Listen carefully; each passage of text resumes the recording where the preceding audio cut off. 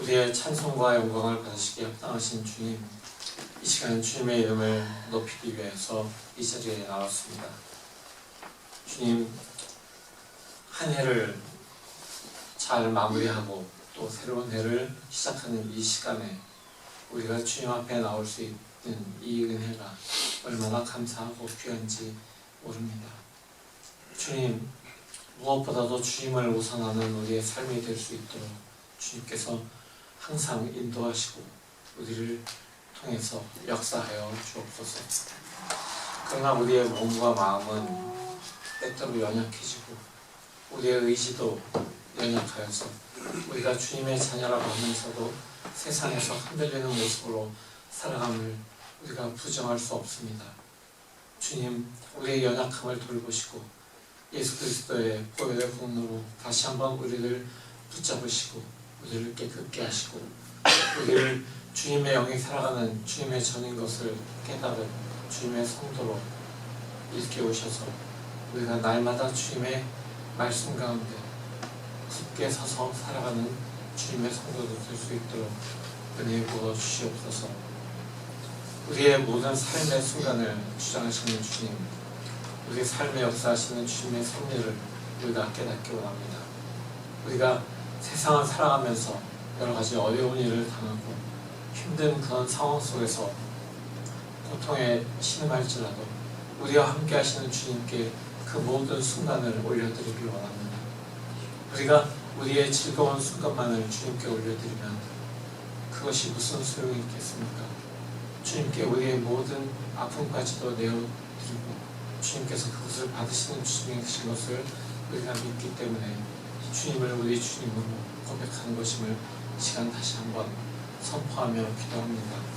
주님, 이제 우리에게 모든 순간에 주님이심을 다시 한번 우리가 기억하며 주님께 엎드리오니 주님, 우리의 모든 순간에 주장하시고 우리의 삶의 모든 순간에 주님의 말씀으로 주님의 영으로 지켜주시고 우리의 삶을 인도하여 주옵소서.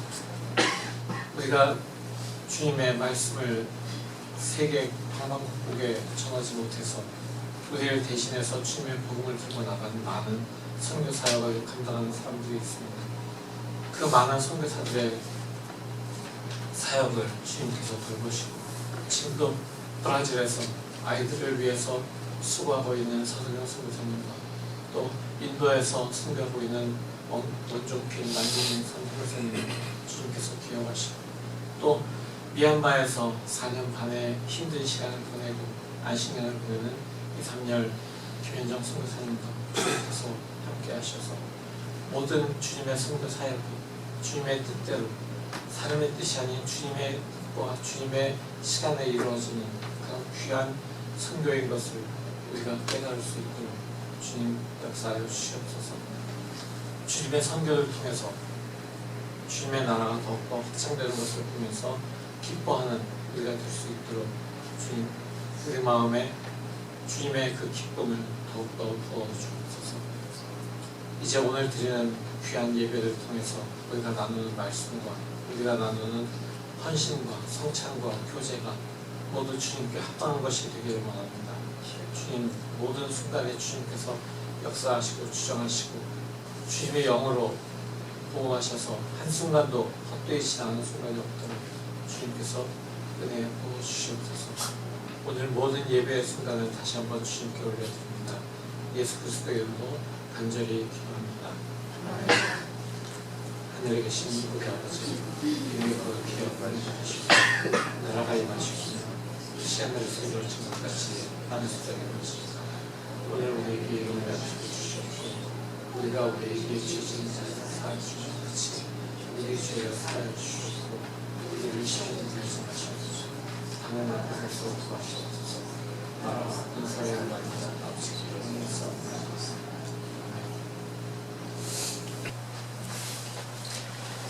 하겠습니다. 아볼로가 고린도에 있는 동안에 바울은 높은 지역들을 거쳐서 에베소에 이르렀다. 거기서 그는 몇몇 제자를 만나서 여러분은 믿을 때 성령을 받았습니까? 하고 물었다. 그들은 우리는 성령이 있다는 말을 들어보지도 못하였습니다 하고 대답하였다. 바울이 다시 물었다. 그러면 여러분은 무슨 세례를 받았습니까? 그들이 요한의 세례를 받았습니다 하고 대답하니 바울이 말하였다. 요한은 백성들에게 자기 뒤에 오시는 이 곧 이 예수를 믿으라고 말하면서 회개의 세례를 주었습니다. 이 말을 듣고 그들은 주 예수의 이름으로 세례를 받았다. 그리고 바울이 그들에게 손을 얹으니 성령이 그들에게 내리셨다. 그래서 그들은 방언으로 말하고 예언을 했는데 모두 12사람쯤 되었다. 이는 하나님의 말씀입니다. 새해가 밝았습니다. 올해가 갑진년이라고 해요. 그래서 값진 새해 되십시오. 뭐 이런 인사도 저도 한 적이 있는 것 같은데 우리 모두에게 올해 주님의 은총이 함께 하시기를 기원합니다. 교회 안에서 사용되는 용어 중에서 세례라고 하는 이 용어가 있죠. 세례는 뭐 사실 교회 안에서 주로 사용되고 있는 그런 용어이기 때문에 이것은 우리가 언제부터 이 세례라는 용어를 사용했을까라고 생각해 보니까 초기 그리스도교, 그러니까 1세기 때부터 행하던 그 예전, 그 예배와 관련된 의식을 가리키는 용어 중에 세례라고 하는 용어를 우리가 사용한 것이죠. 사실 이 세례의 기원이라고 하면 세례 요한이라고 하는 사람을 우리가 빼놓을 수 없습니다. 세례자 요한, 우리가 그냥 요한이라고도 흔히 부르지만 이 사람이 예수 그리스도의 사역을 시작하시는 시기에 예수 그리스도께 세례를 베푼 것을 우리가 성경을 통해서 읽을 수 있습니다. 세례라고 하는 것에서 중요한 요소는 물입니다. 물은 세례를 통해서 우리의 죄를 씻고 새롭게 태어난다라고 하는 그런 의미를 가지고 있죠. 또 세례의 방식으로는 강이나 바다, 큰 수영장 같은 데 이렇게 들어가서 몸을 머리끝까지 다 담갔다가 다시 물 밖으로 나오는 이런 의식을 통해서 우리의 모든 것은 물에 잠겨서 죽고 새로운 나로 태어나는 이런 모습으로 그 세례를 의미하기도 하고, 또 조금 더 간편하게 사실 물이나 큰 물이 이렇게 몸을 담글 만한 것이 없는 곳에서는 머리에다가 물을 뿌려서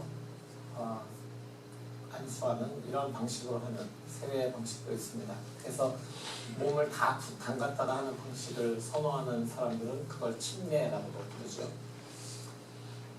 세례의 시기는 그리스도교에 입문하는 사람들이 교회에 나온 지 이제 얼마 되었을 때 일정한 교육을 받고 또 그 세례를 받게 됩니다. 근데 사실 그 세례를 받는 시기를 본인이 또 정할 수도 있어요.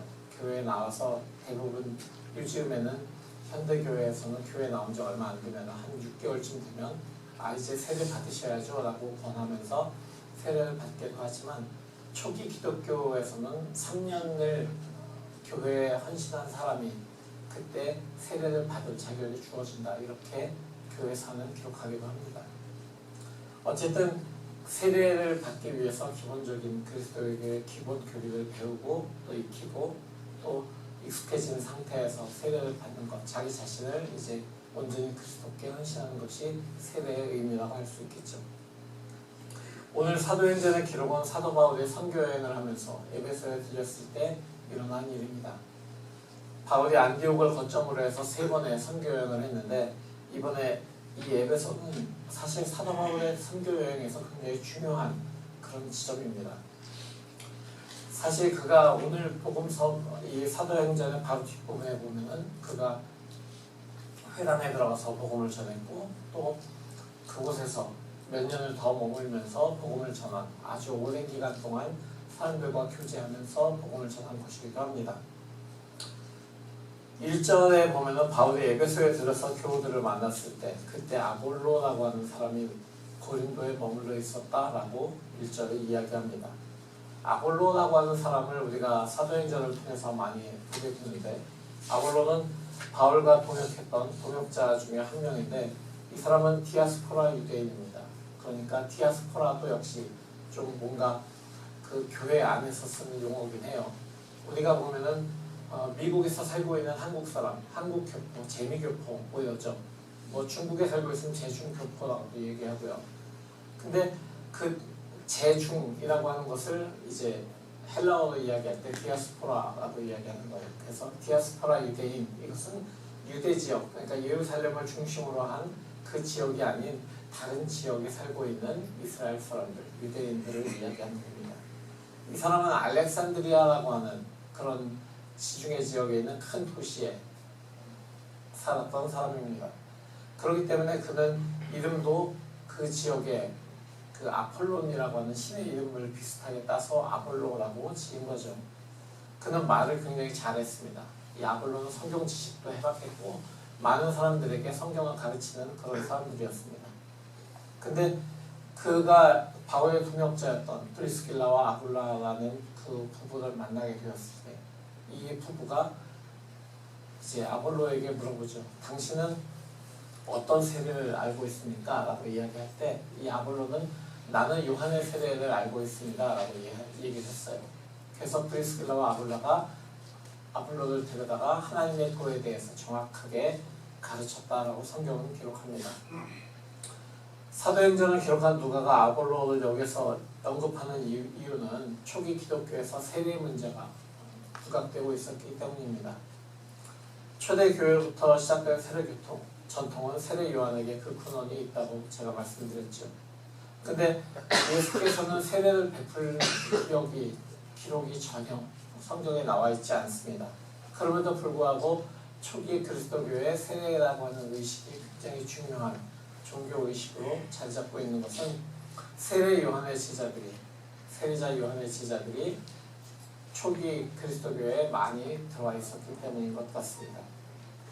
그렇지만 세례 의식을 행하는 것은 좋은데 사실 교회 안에서 세례 요한을 따른다, 예수를 따른다, 나는 아볼로파다, 나는 바울파다 이렇게 자기에게 복음을 전하는 사람이 누구냐에 따라서 그 사람을 따르고 나는 그 사람 파다라고 이야기하면은 사실 교회가 분열되기 딱 좋은 그런 형태를 가지게 됩니다. 사실 교회 안에서도 많이 그런 경우를 볼 수가 있는데 코비드 이후에 우리가 집에서 재택으로 근무도 하고 재택으로 예배도 드리고 이러다 보니까 내가 출석하는 교회가 아닌 다른 교회 목회자들의 설교를 온라인으로 들을 기회가 많이 생깁니다. 그러다 보니까 나는 우리 담임 목사님 설교보다 어떤 교회 누구 목사님 설교가 훨씬 더 좋은 것 같아. 이렇게 해서 그 이야기를 자기 혼자만 그냥 알고 혼자 은혜를 받으면 되는데 공공연하게 교회 안에서 이야기하고 다니는 거죠. 그러면 나는 뭐 선언목자교회 유기성 목사님이 나는 너무 좋아. 나는 뭐 청파교회 김기성 목사님 설교가 너무 좋아. 나는 남포교회 박영성 목사님 설교가 그렇게 좋더라. 뭐 이렇게 이제 막 이야기를 하기 시작하면은 교회 안에서 사람들이 나는 누가 좋아, 나는 누가 좋아 이렇게 얘기하면서 좀 이렇게 분리되는 그런 마음들이 생기게 되는 거죠. 사실 그분들이 전하는 모든 것이 딱 한 분 하나님의 복음인데 그걸 가지고 사람에 의해서 나뉘게 되는 겁니다. 오늘 세례 문제도 그런 것입니다. 나는 세례 요한에게 세례를 받고 그에게 복음을 처음 들었기 때문에 나는 세례 요한파야. 나는 바울에게 복음을 들었어. 나는 바울파다. 나는 아볼로에게 복음을 전해 들었으니까 성경 정말 잘 가르치는 아볼로파야. 이런 식으로 사람들이 나뉘게 되는 겁니다. 그러니까 이런 문제를 잘 수습하면 되지만 잘못하면 큰 분란이 일어날 수도 있는 것입니다.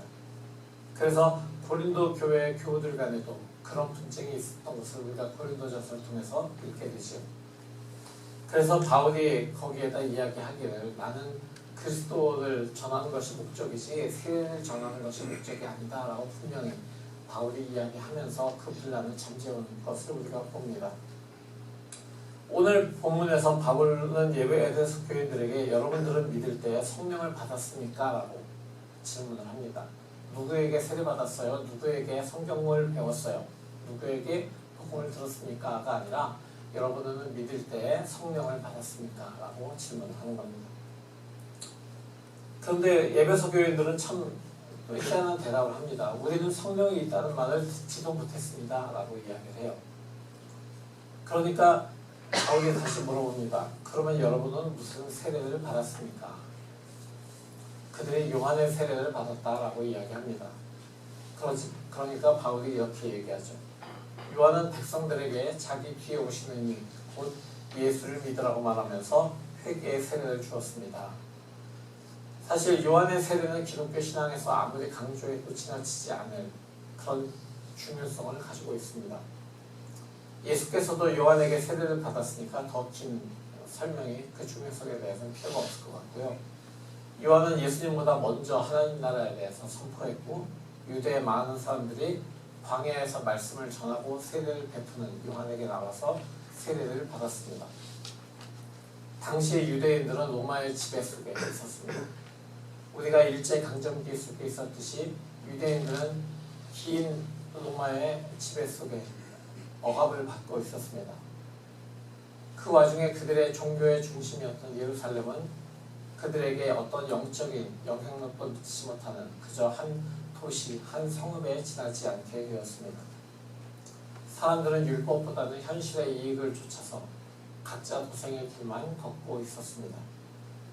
그런데 그들에게 도끼가 이미 나무뿌리에 놓여있다라고 하는 요한의 경고는 사람들의 이목을 집중시켰고 그래서 회개를 하고 회개에 합당한 열매를 맺으라라고 하는 이 요한의 선포는 회개의 세례로 사람들을 이끌게 된 것입니다. 그래서 요한의 세례를 회개의 세례라고 이야기하는 것입니다. 그런데 요한이 자기 뒤에 오시는 분에 대해서 강조했다라고 성경은 기록하고 있고 오늘 바울도 그 이야기를 해주고 있습니다. 마가복음은 그 부분에 대해서 세례 요한이 이야기한 것에 대해서 이렇게 기록하죠. 나보다 더 능력이 있는 이가 내 뒤에 오십니다. 나는 몸을 굽혀서 그의 신발끈을 풀 자격조차 없습니다. 나는 여러분에게 물로 세례를 주었지만 그는 여러분에게 성령으로 세례를 주실 것입니다. 이 구절에서 요한의 물 세례와 예수 그리스도가 주시는 그 성령의 세례가 나오고 있는 것입니다. 그렇다면 요한의 세례와 예수 그리스도의 성령 세례의 차이가 무엇이 있을까요? 회개의 세례라고 하는 것은 세례를 받는 사람의 경험에 의해서 분명히 이해가 됩니다.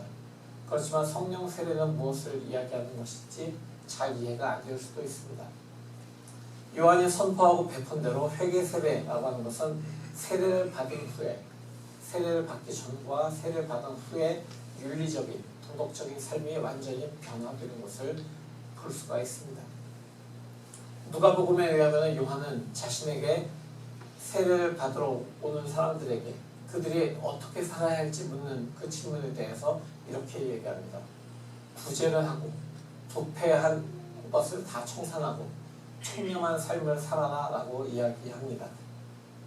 정의로운 사람과 세상으로 변화되는 것이 중요하다라고 지금 세례 요한은 세례의 그 의미에 대해서 이야기하고 있는 것입니다. 결과를 놓고 보면은 아주 아름다운 세상이 이루어지고 세례를 받은 사람의 삶도 굉장히 청렴해지고 정직해지고 그렇기 때문에 세상이 변화하는 이런 것을 우리가 눈으로 볼 수 있는 눈으로 보이는 경험적인 세례의 결과가 나타나는 것이 회개 세례입니다. 누가 보아도 옳은 그런 방식으로 변화된 것을 볼 수가 있죠. 그런데 바울은 요한의 세례를 받은 에베소 사람들에게 그 다음 단계로 나가야 된다라고 이야기합니다. 그것이 바로 요한이 예수가 오셔서 베푸실 것이라고 말한 성령 세례입니다.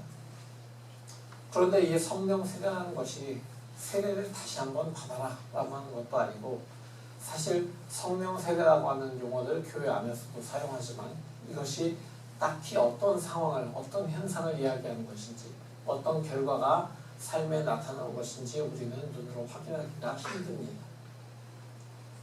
아무리 놀라울 정도로 도덕적인 변화를 이루어도 그것으로 영혼이 구원받기에는 부족합니다. 아무리 착하게 살아도 영혼의 만족은 불가능합니다. 구원에 이르지 못한다는 이야기죠. 그러면 바울의 말을 듣고 에베소 사람들이 예수의 이름으로 받아야 될 그 성령 세례라고 하는 것은 결국 무엇일까요? 이것은 물로 베풀듯이 다시 세례를 받는다라고 하는 것이 아니라 세례의 의미를 새로운 차원에서 받아야 된다라는 이야기입니다. 요한의 세례, 회개의 세례를 받은 사람들은 그때 세례를 받은 그 의미에 대해서 내가 도덕적으로 착하게 살아야 되는구나, 정직하게 살아야 되는구나, 그것이 이 세례의 의미구나 라고 생각을 했을 것입니다. 그러나 바울이 이야기하는 성령 세례에서 중요한 부분은 주 예수의 이름으로입니다. 세례라는 것이 하나의 종교적인 의식에 머물지 않고 예수 그리스도를 믿는 믿음의 고백이 되어야 된다라는 이야기죠. 그리고 오직 주님의 뜻에 순종하는 삶을 살기로 결단하는 그 결단이 바로 성령 세례를 통해서 나타나야 한다는 것입니다. 그러니까 성령 세례를 받는다라고 하는 것은 내 뜻이 아닌 하나님의 뜻으로 살아가겠다라고 하는 그 결단을 하는 것, 그리고 나는 오로지 예수 그리스도만을 나의 구주로 믿겠다라고 하는 그 고백이 나타나는 것이 바로 성령 세례라고 하는 것입니다. 6절에 따르면 바울이 그들에게 안수를 하자 그들에게 성령이 임했고 아울러 방언도 하고 예언도 하였다라고 성경은 기록합니다. 사도행전에서 성령의 임재를 주로 얘기할 때 방언 또는 예언의 이야기가 나옵니다. 신약 성경이 방언에 대해서 자주 이야기하지는 않습니다. 사도행전과 고린도전서에 몇 군데에 나올 뿐입니다. 예수께서 방언을 했다는 기록도 찾아볼 수가 없죠. 방언은 어떤 것을 이야기하는가 우리가 생각해 볼 때 주로 좀 열광적인 신앙 형태를 보이는 어떤 표현이라고도 얘기할 수 있습니다. 방언이 보통 두 가지로 우리가 구분할 수 있는데, 하나는 우리가 알아들을 수 없는 일상적인 언어가 아닌 언어를 뛰어넘은 어떤 소리로 나타나는 경우도 있고요. 또는 완벽한 외국어 그 방언이 나타나는 그런 경우들도 있습니다. 그러니까 아무도 알아듣지 못하는 소리를 무아지경으로 그냥 쏟아내는 그런 방언이 있는가 하면 아주 정확한 외국어로 이야기하는 그런 방언들도 있는 거죠. 근데 성경에서는 나타나는 첫 번째 그 방언의 형태는 두 번째의 경우입니다. 아주 정확한 외국어로 방언을 시작하는 것, 이것이 성경에 나타난 첫 번째 그 방언의 현상이었어요. 그래서 사도행전에 마가의 다락방에 모여서 예수의 제자들이 성령을 받고 방언을 했을 때 그들의 방언하는 소리를 온 각처에서, 온 세계 각처에서 예루살렘에 절기를 지키러 온 사람들이 다 듣고 저들이 우리의 동네 방언으로 이야기한다, 이렇게 이야기했던 것입니다. 근데 바울이 방언에 대해서 뭐라고 얘기했냐면은 자신도 방언을 하지만, 바울도 방언을 하지만 교회 안에서는 절제해야 된다라고 이야기합니다. 사실 공적인 예배에서는 방언을 절제하는 것이 중요하다라고 바울이 이야기했어요. 방언이 성경에 나온다고 해서 오늘날도 무조건 따라가야 할 필요도 없고, 그 반대로 우리가 지금 이해할 수 없는 현상이기 때문에 무조건 거부할 필요도 없다라고 하는 그런 이야기입니다. 그러니까 거기에서 핵심이 뭐냐를 우리가 아는 게 굉장히 중요한데, 신앙의 형태가 어떤 발상으로 나타나기도 하고 절제로 나타나기도 한다는 것을 우리가 이해한다면 방언을 하는 것, 방언을 하지 않는 것에 대해서 우리가 크게 이상하게 생각할 필요는 없다라고 하는 것이죠. 우리가 미국에서 아프리칸 아메리칸들이 가는 교회를 가볼 기회가 있을 수 있습니다. 저도 아프리칸들이 가는 그런 교회를 가봤어요. 근데 그들이 가는 그 교회는 굉장히 복장부터 다르죠. 복장부터 주일에는 아주 최고의 정장으로 아주 예쁜 드레스와 모자와 장갑까지 다 하고 교회에 가서 예배를 드립니다. 근데 그 예배를 드리는 순간에 일어섰다 앉았다 하는 사람들이 굉장히 많아요. 우리처럼 예전으로 인해서 일어섰다 앉았다가 아니라 가만히 앉아있다가 갑자기 일어나서 할렐루야 막 그러면서 손뼉 치고 소리를 막 질러요. 설교 중에도 그런 사람들이 많이 있고, 어떤 사람들은 흥에 겨워서 막 노래 부르면서 흥얼거리면서 돌아다니는 사람들도 있습니다. 근데 그게 사람들은 이상하게 생각하지 않아요. 왜냐하면 그들에게는 어떤 영적인 그런 기쁨이나 이런 것들을 발산하는 것, 표현하는 것이 자연스럽기 때문입니다. 아프리카 선교지에 가면은 보통 예배를 시작해서 우리는 1시간 정도의 예배가 끝나지만 그 사람들은 끝없이 계속 하고 있어요. 그러니까 끝날만 한데 다시 춤을 추면서 뒤에서 한 무리의 사람들이 나오기 시작하면은 그 사람들 따라서 다시 다른 음악을 연주하면서 또 춤을 추고 또 그 중간에 말씀을 선포하고 이렇게 발산하는 예배의 형태를 볼 수가 있습니다. 그런데 유럽에 가보면 또 다르다 그러죠. 유럽의 그 교회 형태는 굉장히 절제된 그런 형태를 가지고 있습니다.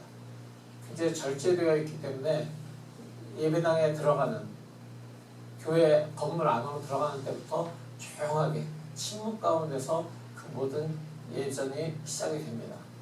그래서 조용한 오르간 음악이 쫙 퍼지는 가운데 거기에 앉아서 조용하게 기도드리고 속으로만 기도하고 밖으로 소리를 내지 않고, 그리고 찬송가 부를 때도 뭐 이렇게 화성을 다 넣어서 부르는 사람들도 있고요.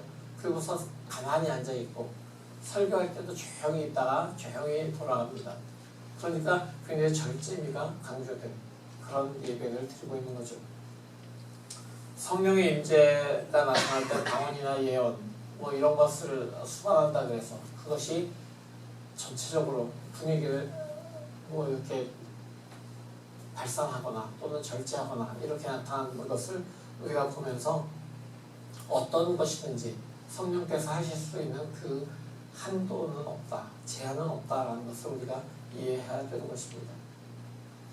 그래서 성령의 9가지 열매를 보아도 우리가 사랑부터 시작해서 절제까지 시작되는 그 모든 9가지 열매들이 다 보면은 일리가 있는, 우리가 이성적으로도 잘 이해가 할 수 있는 이런 9가지 열매들이 성령에 의해서 나타나는 거죠. 오늘 본문에서도 에베소 교인들은 바울의 안수를 받고 방언과 예언을 했다는 것, 그거보다 성령이 그들에게 임했다라고 하는 사실을 우리가 더 중요하게 생각해야 되는 것입니다. 에베소 교인들이 더 이상 도덕성, 윤리, 휴머니즘 이런 세상의 원리들에 묶이지 않고 성령에 사로잡혔다라고 하는 것을 우리가 정확하게 이해해야 되는 것입니다.